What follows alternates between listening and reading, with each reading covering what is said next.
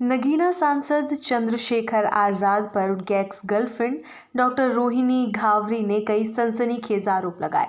रोहिणी ने अपने social media page पर 29 मिनट की वीडियो लाइव शेयर की है। घावरी कहती है, चंद्रशेखर भाजपा का दलाल है। वो दलित मुस्लिम की राजनीति करता है जिससे बसपा को कमजोर किया जा सके। घावरी ने दावा करते हुए कहा, मेरे पास उनका ऐसा वीडियो है जिस दिन एक्सपोज किया मुंह छुपाता फिरेगा। अभी तो एक रिकॉर्डिंग वायरल करने वाली हूं जिसमें वो बहन जी यानी कि बसपा सुप्रीमो मायावती को अपशब्द कह रहा है। डॉक्टर घावरी ने दैनिक भास्कर को बताया कैसे चंद्रशेखर उससे शादी करने का आश्वासन देकर दलित समाज को एकजुट करने का झूठा ख्वाब दिखाते थे, फिर कैसे कैसे भाजपा के साथ मिलकर दलित मूवमेंट खासकर बसपा को कमजोर किया। बसपा सुप्रीमो मायावती को लेकर वो क्या कहते थे, घावरी के अलावा और कितने दलित युवतियों की जिंदगी बर्बाद की है। डॉक्टर रोहिणी घावरी के आरोपों पर दैनिक भास्कर से चंद्रशेखर ने कहा, मेरे ऊपर लगाए गए सारे आरोप बेबुनियाद है। जो भी फोटो जारी किए जा रहे हैं वो एआई से जनरेटेड है। सारे आरोपों पर कोर्ट में जवाब दूंगा। डॉक्टर घावरी अपने सोशल पेज पर लाइव वीडियो में कहती है, चंद्रशेखर सिर्फ दलित समाज का रहनुमा बनने का नाटक करता है। अभी तो मैं उसकी एक रिकॉर्डिंग वायरल करने वाली हूँ जिसमें वो बहन जी को गाली दे रहा था। इसमें ये बता रहा है कि बहन जी क्या है। मैं बहन जी के जन्मदिन पर उन्हें समाज का कोहिनूर, महानायिका आदि अपने सोशल पेज पर लिखकर पोस्ट करती थी। ये सब उसे नागवार लगता था। इसके बाद वो बहन जी के बारे में ऐसी गंदी चीजें बतानी शुरू की जिसके बारे में मैं लाइव बोल भी नहीं सकती। वो कहता था, तुम जिस महिला का समर्थन करती हो उस महिला ने ये किया है, वो किया है। तुम्हें उनके बारे में अच्छा नहीं लिखना चाहिए, तुम्हें विरोध करना चाहिए। लेकिन मैं हमेशा से उनको आइडियल मानती रही हूँ। मैं हमेशा से ये सोचती रही हूँ कि राजनीति में प्रतिस्पर्धा चलती है, लेकिन एक महिला के रूप में मैं उनके नेतृत्व का सम्मान करती हूँ, खासकर उस संघर्षशील महिला का जिसने अपनी पूरी जिंदगी समाज के लिए समर्पित कर दी, अपना पूरा जीवन अपने समाज को दे दिया। ऐसी महिला का सपोर्ट सभी करते हैं। डॉक्टर घावरी आगे कहती है कि लाइव आने का मकसद यही है कि मैं अपनी चीजें बता पाऊं। एक नेता का जेल जाना ही उसकी हार नहीं होती। एक नेता की हार होती है जब उसका सामाजिक विरोध लोग करना शुरू कर दे। जो दलित समुदाय 2 महीने पहले इसके समर्थन में मुझे भला बुरा कहते थे, अब वे इसकी असलियत जानकर खिलाफ बोलने लगे हैं। डॉक्टर रोहिणी आगे इस वीडियो में दावा करते हुए कहती है, चंद्रशेखर ने उसकी तरह कई लड़कियों की जिंदगी बर्बाद की है। कुछ लड़कियां पीड़ित होकर भी परिवार के दबाव में बोल नहीं पाई। कुछ लड़कियों को इसने पैसे देकर खरीद लिया। दिल्ली की एक लड़की ने तो इसके चक्कर में फंसकर सुसाइड कर लिया।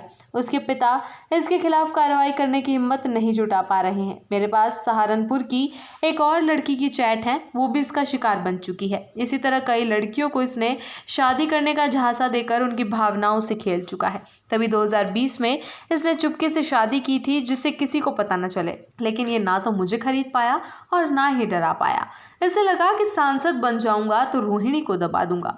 कई बार समाज को बर्बाद करने वाले से उसे बचाने वाला अधिक दोषी होता है। मैं ही इसके विनाश का कारण बनूंगी। भावनात्मक रूप से लड़कियां कमजोर होती हैं, इसी का मैंने भी खामियाजा भुगता। इसने मेरा व्यक्तिगत सुख छीन लिए, मैं इसका सामाजिक सम्मान छीन लूंगी। इसका सांसद बनना पहली और आखिरी सफलता है। आगे अपनी पार्टी से एक विधायक बनाकर बता दे, ये जिसके दम पर फूल रहा है वो भी सपोर्ट नहीं करेंगे। पाप का घड़ा एक ना एक दिन फूटता ही है। पैसों की चमक से रोहिणी अब बहकने वाली नहीं है। तो चुनाव लड़ तो आगे कहीं से, जहां से चुनाव लड़ोगे वहीं आकर विरोध करूंगी। डॉक्टर घावरी कहती है, इस आदमी ने हमारे बहुजन समाज के आंदोलन को बहुत नुकसान पहुंचाया है। ये दलितों की लड़ाई का दावा करता था। मैंने एक बार इससे कहा था कि पार्टी खड़ी करना और चलाना तुम्हारे बस की बात नहीं। 2024 में मैंने इससे बोला कि ऐसा करो कि पार्टी का बसपा में विलय कर लो। फिर मुझसे ही बोला कि पता करो बहन जी इस बारे में अपने जन्मदिन पर क्या करने वाली है। मैंने कहा कि तुम पता करो, बहन जी बड़ी है, तुम जाओ उनके पास बात करने। लेकिन ये खुद हिम्मत नहीं कर पाया। फिर मैंने बसपा के कुछ नेताओं को फ़ोन किया। जब बसपा की राष्ट्रीय अध्यक्षा मायावती से बात होने वाली थी, उससे पहले ये कहने लगा कि तुम बातचीत में ये प्रस्ताव रखो कि पार्टी का विलय करने पर चंद्रशेखर को बसपा का राष्ट्रीय अध्यक्ष बनाओ। यदि ये समाज का भला ही चाहता तो अपना व्यक्तिगत नुकसान झेल सकता था, लेकिन लेकिन इसे तो पद और पैसे की भूख है। आज तक इसने अपने सांसद निधि से 5 दलित बच्चों की फीस तक नहीं भरी, किसी दलित की आर्थिक मदद तक नहीं की, फिर काहे का दलित मसीहा खुद को कहलाते हो। घावरे ने कहा, शुरू में समझ नहीं आता था कि क्या चल रहा है, पर जैसे जैसे समझ में आने लगा मेरा झगड़ा होने लगा। मैंने अपनी एक शिकायत पर इसे बीजेपी का गुलाम बना दिया। इसने क्यों नहीं हिम्मत दिखाई? बहुजन आंदोलन के लिए कुछ करना ही होता तो जेल चला जाता। एक बार पहले भी इसके खिलाफ बोलने की कोशिश की थी, तब मैं भावनात्मक रूप से इतनी मजबूत नहीं हो पाई थी। अब इसे जेल भेजकर ही दम लूंगी। बीजेपी 2027 तक इसे बचाएगी, इसके बाद टिश्यू पेपर की तरह यूज कर फेंक देगी। अभी एफआईआर ना करके मदद जरूर की है, पर इसकी मोल भाव की ताकत अब नहीं बची है। इसे ऐसा गुलाम बना दिया है कि वो अपने सिद्धांतों से समझौता कर बैठा है। 4 महीने में मैं भीम आर्मी और उसकी आज़ाद समाज पार्टी को आधा समाप्त कर दिया है। ये 8 अक्टूबर को लखनऊ में एक बड़ी रैली करने जा रहा था, लेकिन उसे कैंसिल करना पड़ा। इससे दलित समुदाय के युवाओं को भड़काकर बहन जी के खिलाफ किया। अब वे इसकी सच्चाई जानकर वापस बहन जी की ओर शिफ्ट हो रहे हैं। दलित समाज में बहन जी का वर्चस्व था, इसने उसमें डेंट लगाने का काम किया। 2017 में वो जेल गया, बाहर निकला तो पार्टी बना ली। इसकी वजह से हमारे समाज को कितना नुकसान हुआ। आज हमारा समाज एक विधायक और सांसद बनाने के लिए परेशान हो रहा है। डॉक्टर रोहिणी कहती है कि इसकी पार्टी के अलग अलग प्रदेश के अध्यक्ष चंद्रशेखर का अपने राज्य में कार्यक्रम करवाने की होड़ में रहते हैं।